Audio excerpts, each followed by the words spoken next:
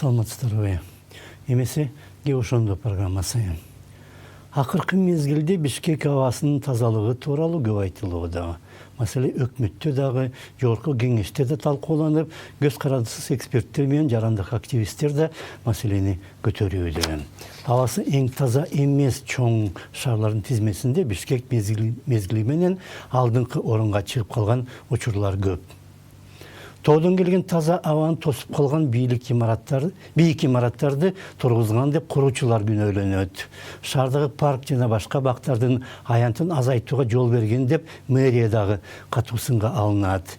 Үйлөрүн жылытуу үчүн өндүрүш калдыктарын жана кээде эски машина дөңгөлөктөрүн да жагат деп Бишкек айланасындагы конуштар тургундары да күнөөлөнөт. Бирок андан маселе чечилип кетпейт. Акыркы күндөрү жаңы эле модернизациялап бүткөн Бишкек жылуулук борбору дагы сынга алынууда. Анткени 14-17 жылдары Кытай компаниясы тарабынан Кытайдан алынган 386 миллион долларга оңдолгон бул ТЭЦ кара кече көмүрүнө ылайыкташтырылган. Ал болсо өтө көп калдык берет экен. Мурда караганда көмүрүн жакканда түтүн мынчалык зыяндуу болгон эмес.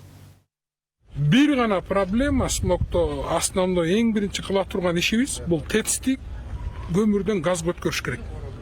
Ошондо бир 50-60% токтойт.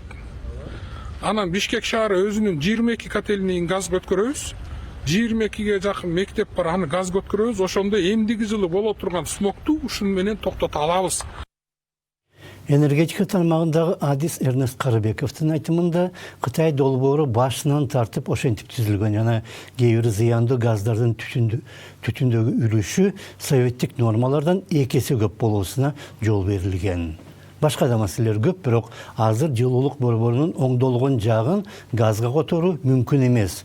Мүмкүн болгон анын эски жагын газга которгондо болсо 1 киловатт сааттын баасы өтө өсүп кетет.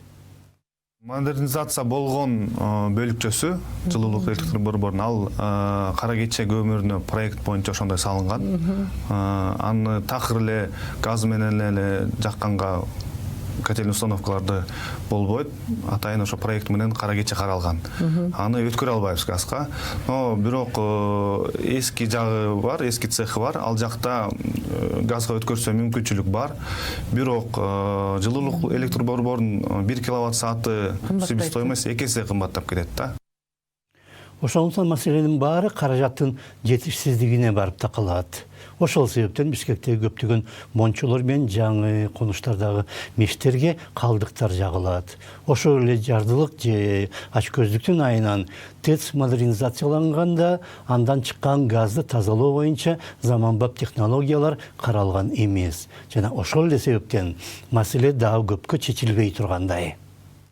Смогтун пайда болушу дагы бул бирден бир биздин ошол мамлекетибиздин ошол коомчулуктун ошол экономикалык жактан кандай десек жакырлыгы дагы түздөн түз таасир этет. Негизгиси болсо, кымбат деп шаардын дагы, өлкөнүн да жетекчилиги маселе чечпей отура берет. Анткени алар батыштагы баалар менен гана иштеп, Бишкектеги жумуш үчүн Париж же Токиодогу бааларды колдонот жана ошол себептен өкмөттөн бөлүнгөн акчанын жарымын чөнтөгүнө салып алат.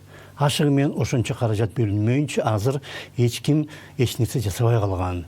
Иш жергиликтүү, баалар болсо эл аралык. Өкмөттүн таза боюнча ишине биз 2 деген эмес 0 деген баа берсек жарашат. Анткени эч нерсе кылган жоксуңар, элдер ооруп атат, баарыңар оозуңарды ачып отурасыңар.